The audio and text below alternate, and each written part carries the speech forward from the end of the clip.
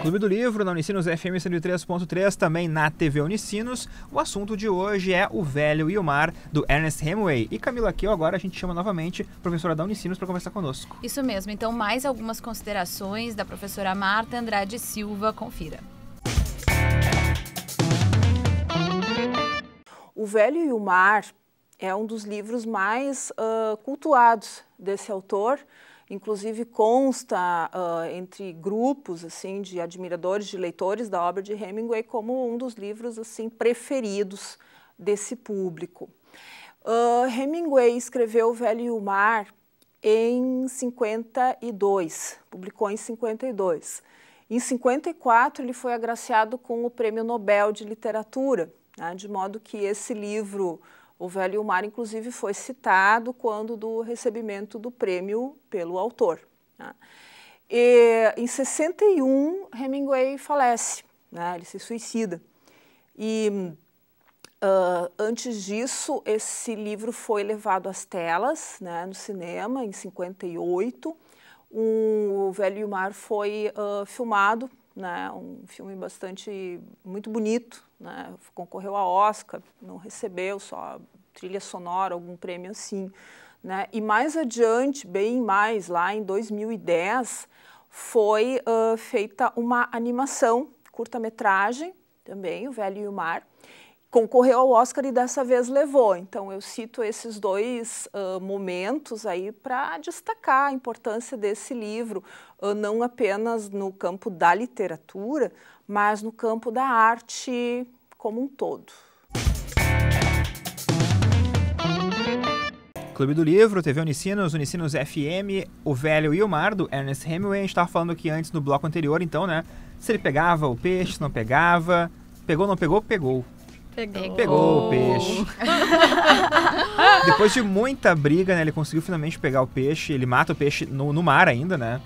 E é claro, né? O peixe não caberia dentro do barco. Ele tem que amarrar o peixe do lado de fora. A embarcação, junto à embarcação. E como ele matou o peixe no mar, o sangue começou, né, a se espalhar. E quem gosta de sangue, né? Tubarões. Não que goste, né? Mas ele se atrai pelo sangue, né, do peixe. E os tubarões começam a aparecer. E o velho, né, sozinho ali, né? O que vai fazer, né, nessa situação? Vai ter que ser corajoso o suficiente para matar com as próprias mãos. Não, com as próprias mãos não, mas com alguns apetrechos. E com os poucos recursos ali que ele tem. Os poucos né? recursos dos tubarões que vão aparecendo. Então ele usa lá... primeiro o arpão. Um arpão, um martelo. A faca também. Faca. Olha, ele passa por situações, assim, estressantes demais, né? Eu acho que são uns 4 ou 5 tubarões, né? Que porque primeiro aparece ele consegue dar cabo daquele tubarão, porque ele tem, como ele é um pescador antigo, experiente, ele sabe, né, o lugar certo de onde, enfim, matar o tubarão. Tem uma linha que ele diz, né, que tem uma entre linha os olhos, entre os olhos e o nariz e tal. Mas ele não vai conseguir... não vai conseguir sucesso em tudo, né? Até o momento que ele não consegue, então, dar conta desses tubarões e os tubarões realmente acabam atacando o peixe dele. E aí pegam, sei lá, um quarto do tubarão, daqui a pouco é metade do tubarão, do peixe, desculpa.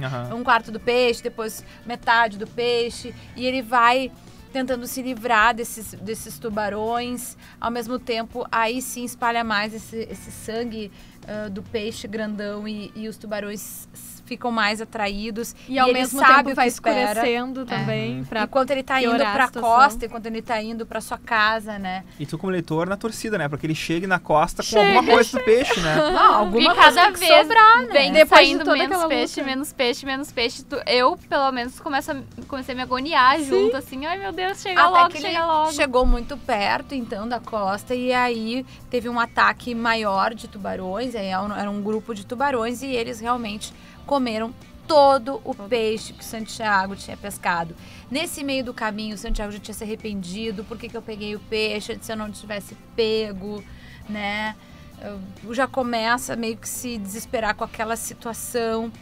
Nesse momento que esse conjunto, esse grupo de tubarões ataca, no último ataque, ele comenta uma coisa que me chamou muita atenção. Ele sente um gosto de cobre na boca. Isso. E ele cospe isso, né? Então, e ele falou que quando ele cuspiu isso, ele sente como se o peito dele fosse se arrebentar. Tivesse quebrado alguma coisa. Isso. Então, isso já é também um indicativo de que as condições de saúde do Santiago não estavam nada boas. Ele passou por vários dias no mar, com sol a pino, com um desgaste físico muito grande, né? Porque fazia muita pressão também no peito enquanto ele estava segurando, fazendo força. E nos ombros. Então, já está num estado bem complicado. A gente fica se perguntando se... Claro, o livro ele não nos diz, né, que o velho morre no final, mas a gente fica se perguntando se realmente... Porque ele não vai ter cuidados, né, pra conseguir permanecer vivo, caso as feridas sejam muito grandes, né, então... O Manolin até ele fala, eu vou na farmácia buscar alguma coisa pra passar nas suas mãos, e daí ele comenta essa questão da dor no peito, enfim, de que tem algo quebrado, mas termina e... O Manolin diz, pô, se cuide disso também, que a gente vai voltar pro mar.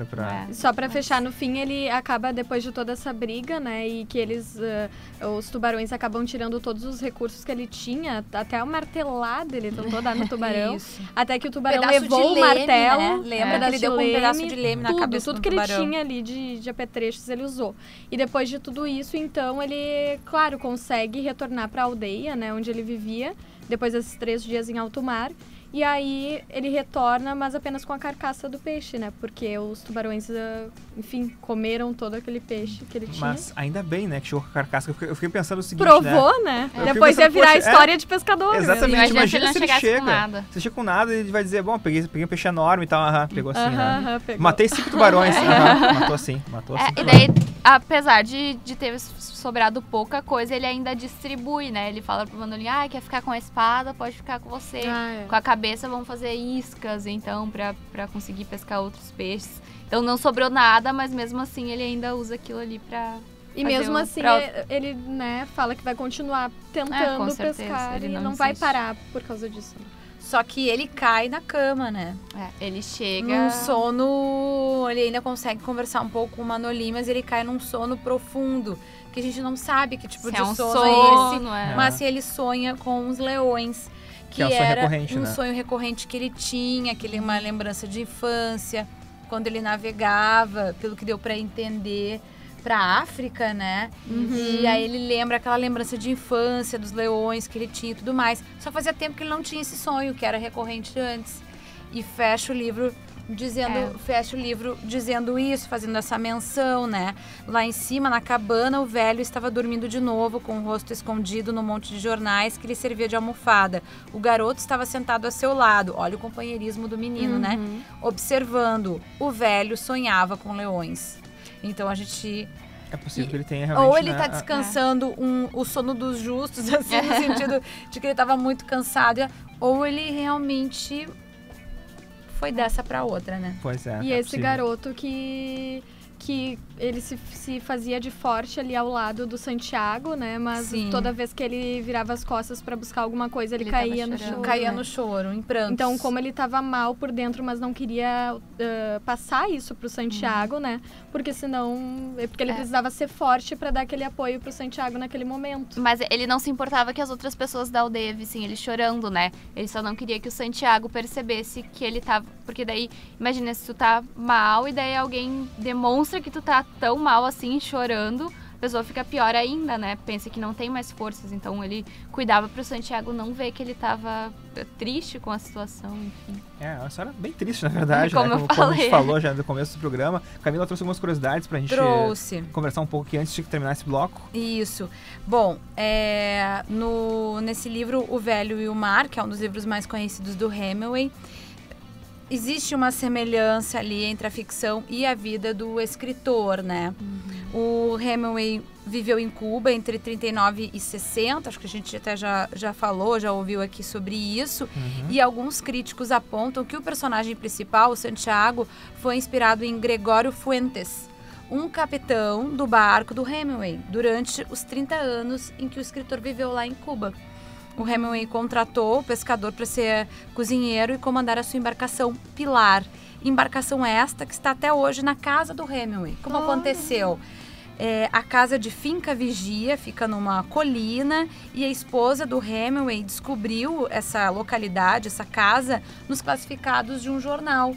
E ela disse então pro Hemingway, vamos abandonar o hotel onde a gente tá e vamos morar nessa casa. Então eles moraram nessa casa por bastante tempo. Depois da morte do Hemingway, essa casa de Finca Vigia foi doada para Cuba pelos herdeiros do Hemingway e lá então tem um museu e que tem uma coleção de 23 mil peças, documentos originais, obras de artes, armas, troféus de caça, coleção de garrafas de bebidas que o Hemingway tinha. O Hemingway era conhecido por gostar de uma bebida, Exatamente. Né? A visitação é feita sempre pelo lado de fora da casa, né? E os documentos que são guardados que estavam lá guardados no museu passaram a ser digitalizados e enviados à biblioteca e Museu Presencial John F. Kennedy, nos Estados Unidos, para ajudar nos estudos da obra. Outra curiosidade. Agora, em setembro, agora no último mês, os netos do Hemingway estiveram em Cuba, porque fizeram uma série de festejos lá, quando comemoraram os 60 anos da atribuição do Prêmio Nobel a ele. Então, os netos estiveram lá para, enfim, participar dessa homenagem. E o que é interessante é que os netos, os convidados, são biólogos e especialistas em pesca submarina. Então, o Hemingway passou para eles também essa paixão pelo mar. Eu achei isso interessantíssimo, né? Então, para a gente entender, também para o nosso espectador, enfim, ouvinte, entender que existia uma relação realmente do Hemingway com Cuba, com o mar, com a pesca, então tem isso. Por isso que ele escreve tão bem esse O Velho Mar, certamente. A gente vai pro intervalo agora e depois no próximo bloco tem as considerações finais, falar um pouquinho também sobre cinema, porque esse livro aqui já rendeu o filme também com indicação ao Oscar, coisas desse tipo. Então depois do intervalo a gente fala mais sobre isso aqui no Clube do Livro, não sai daí.